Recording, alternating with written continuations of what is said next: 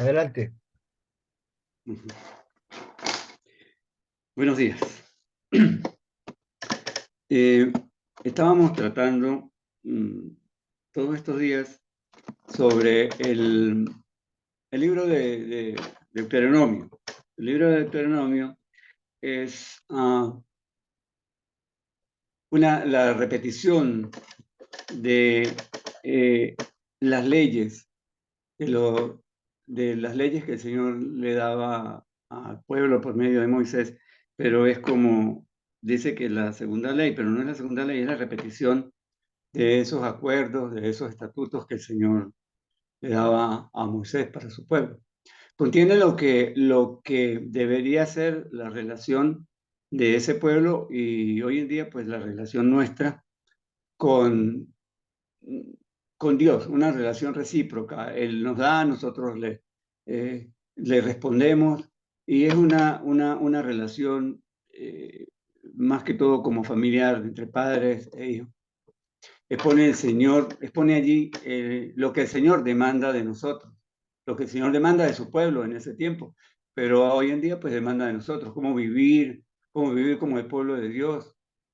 Eh, este libro es como la Constitución nacional, la Constitución que tiene todo Estado, toda nación, todo, todo país. Eh, los países, las naciones, los estados deben tener habitantes, gente, deben tener un territorio y deben tener unas leyes.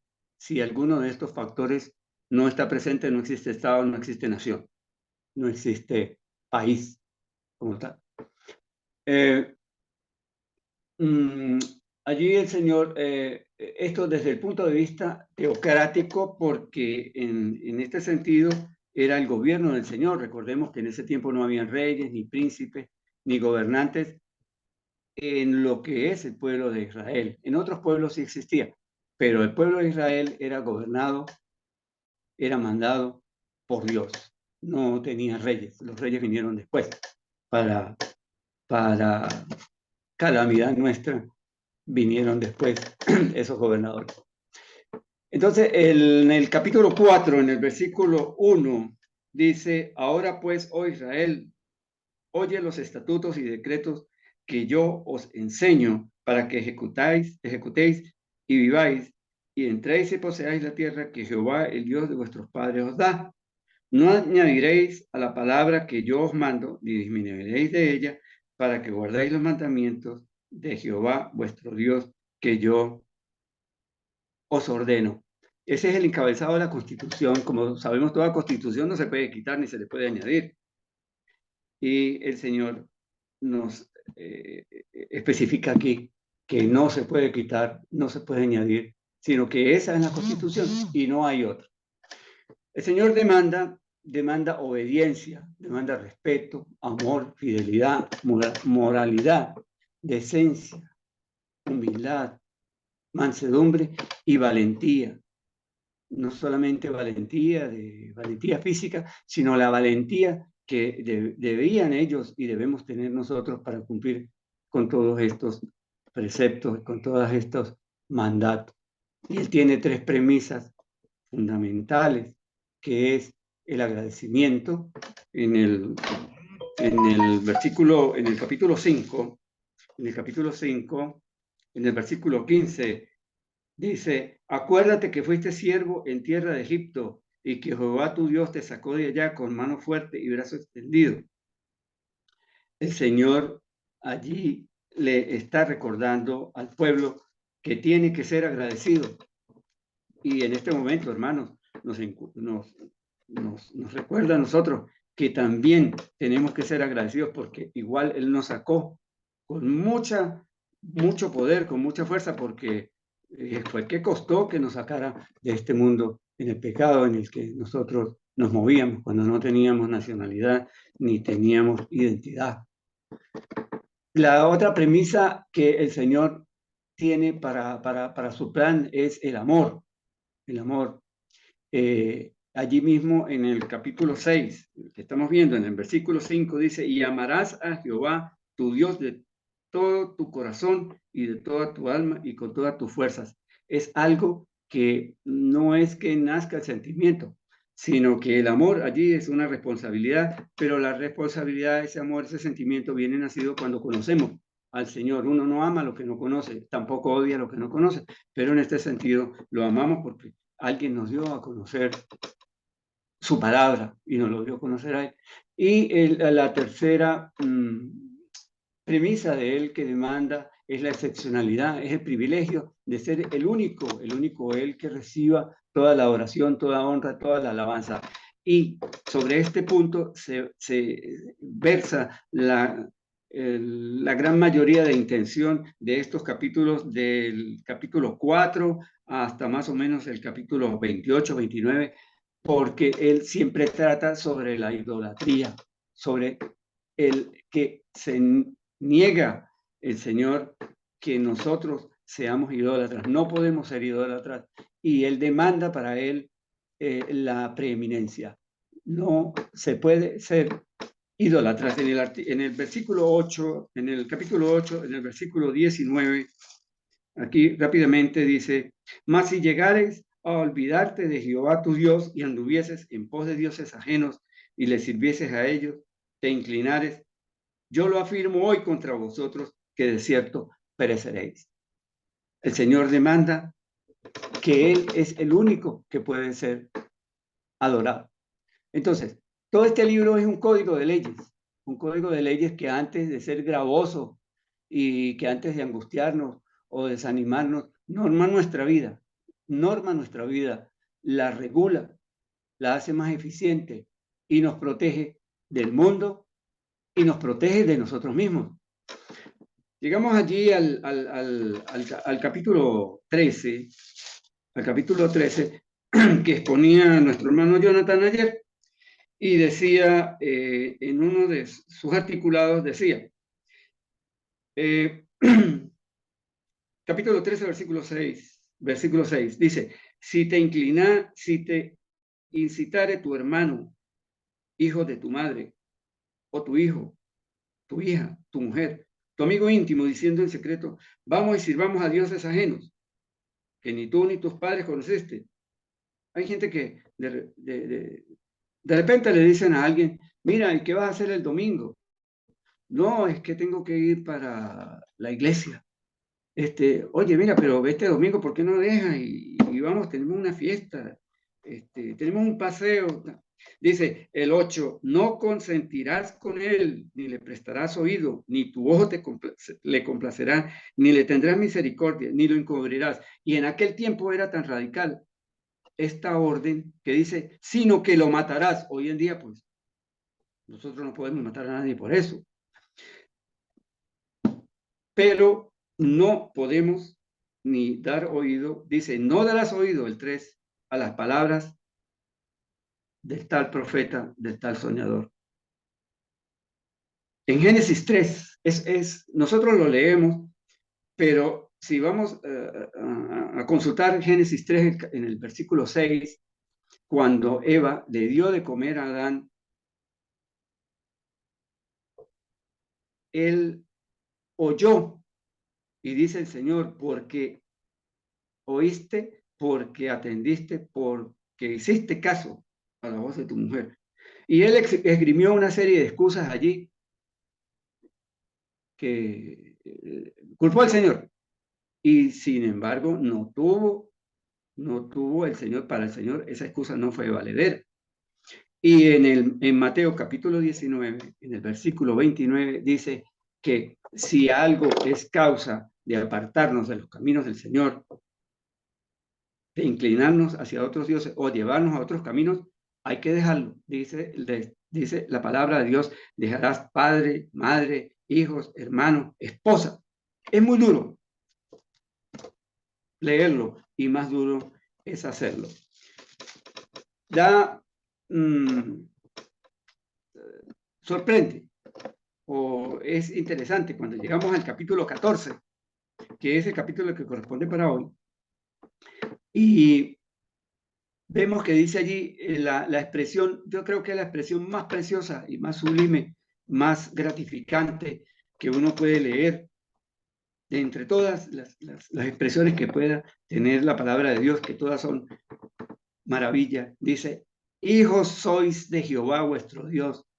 Mire, alabado sea el Señor, hermanos, porque somos hijos del Rey, del que hizo todo el universo, de esa persona que puso millones de planetas a gravitar en el universo con una exactitud, con una sabiduría que el único que hizo para que nosotros viviéramos y le alabáramos a Él fue este en el que estamos, que es nuestro planeta Tierra.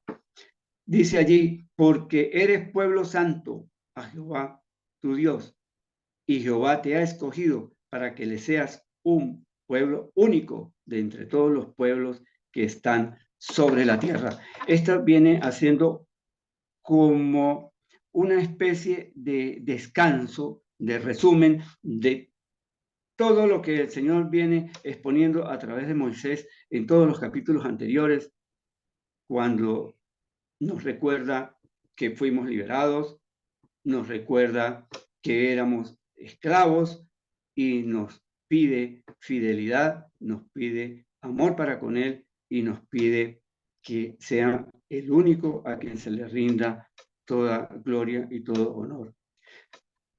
A continuación, habla sobre los animales limpios e inmundos. De esto se escucha en todas partes y ha servido para que en cada esquina haya una religión distinta.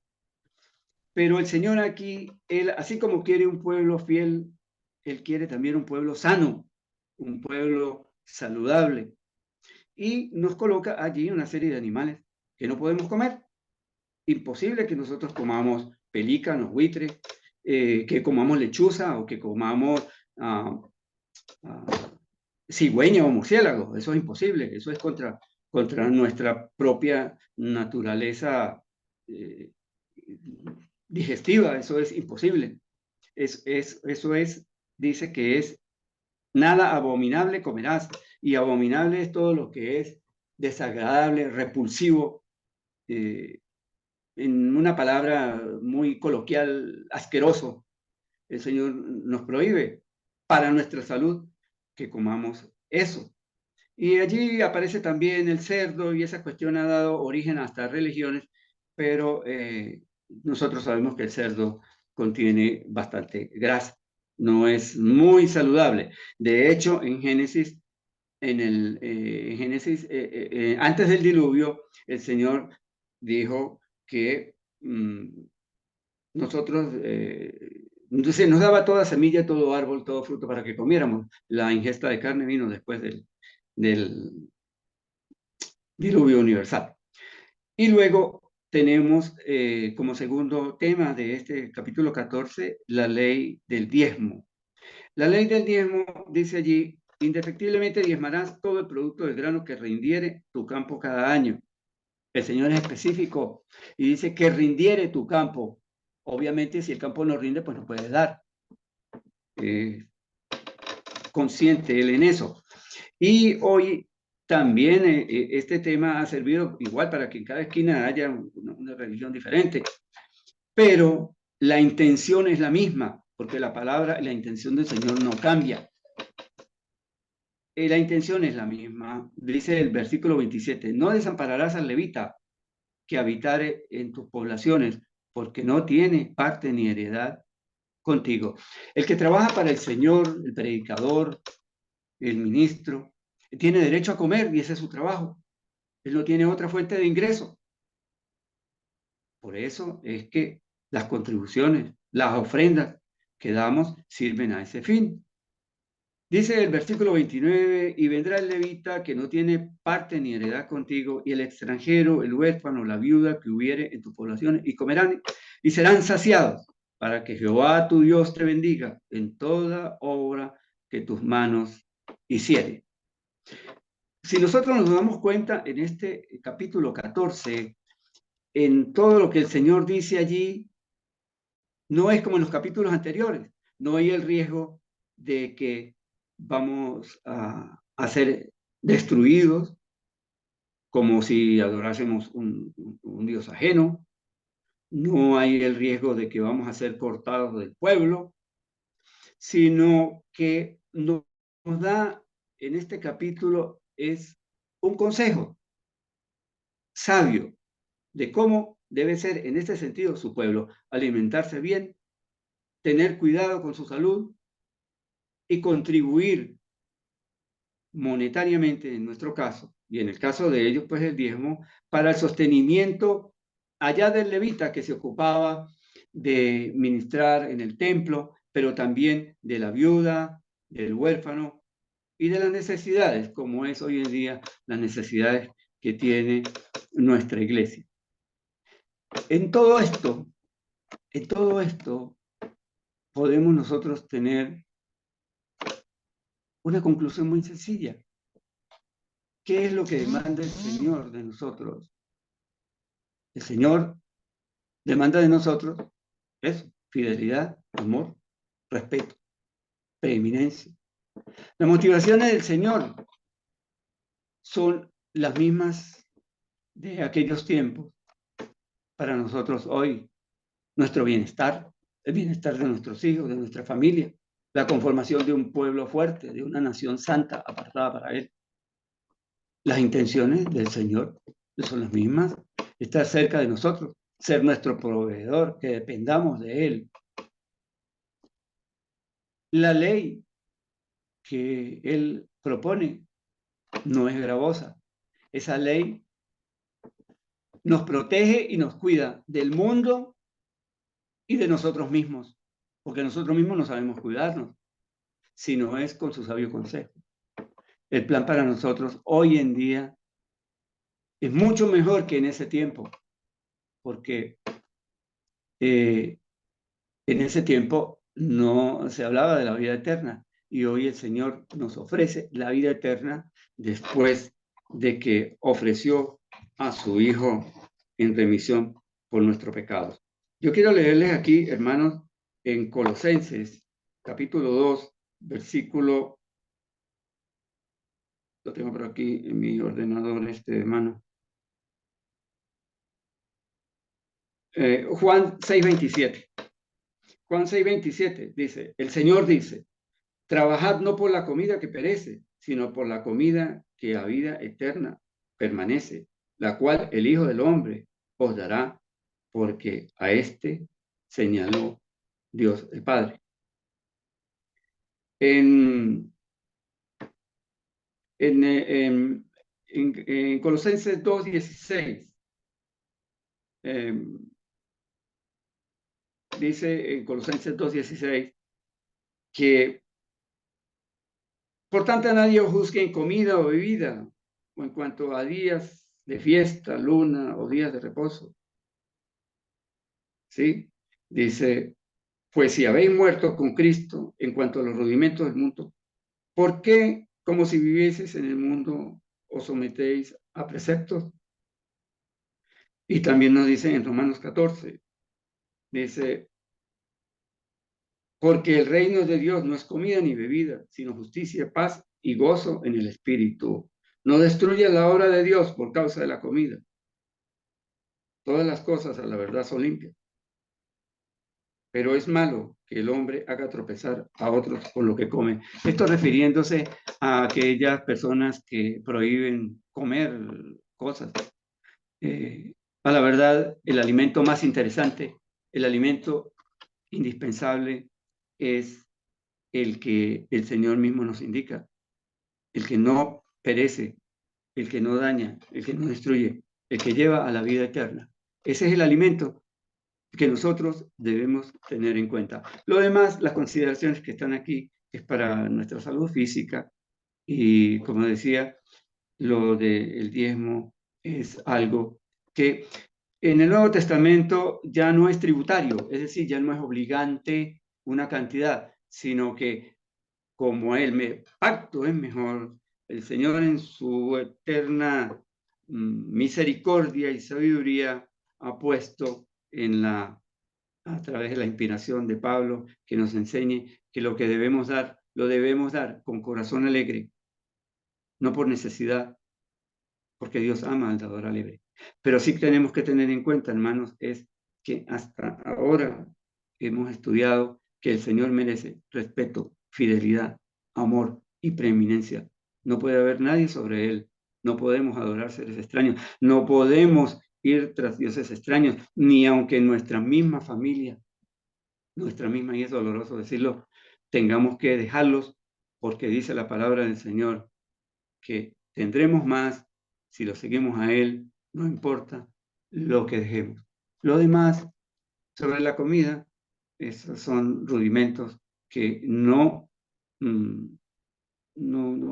llevan a condenación, no llevan, pero mal, mal enfocado, podemos hacer que un hermano se pierda, que un hermano se vaya, y allí sí tendremos responsabilidad, porque sobre nosotros, sobre nuestra conciencia, va a pesar eso.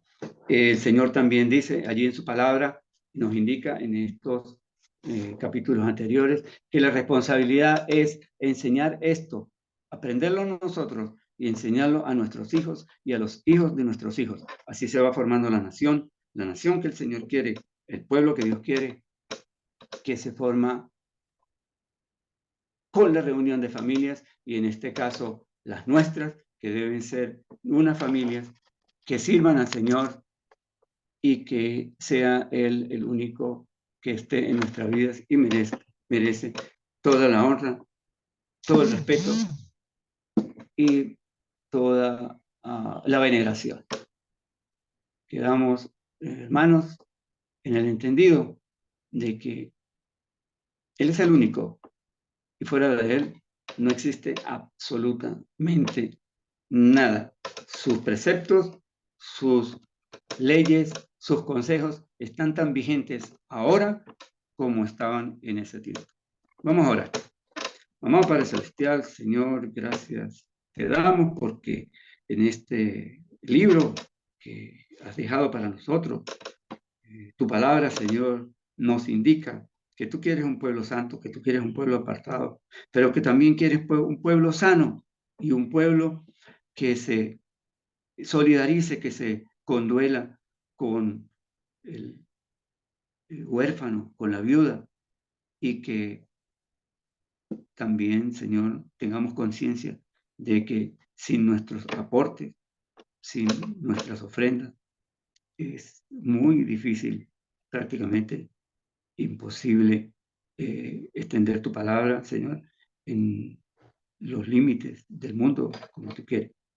Te pedimos especialmente en este momento por los hermanos que no tienen un empleo, Señor, para que tú le proveas un empleo digno, moralmente aceptable, que no ponga en peligro ni en riesgo su vida cristiana. Te pedimos, Señor, para que estos hermanos puedan cumplir con su misión de alimentar a su familia, pero siempre teniendo en cuenta que tú eres el que provee, Señor, provees el empleo, provees el alimento, provees la salud, nos provees la salvación. Bendícenos, bendice este momento, bendice a los hermanos que nos hemos reunido aquí, a nuestras familias. Y es en el nombre de tu Hijo, nuestro Señor Jesucristo, nuestro Dios, nuestro Salvador, nuestro Redentor, en quien te oramos, te pedimos estas cosas sabiendo que nos escuchas. Amén.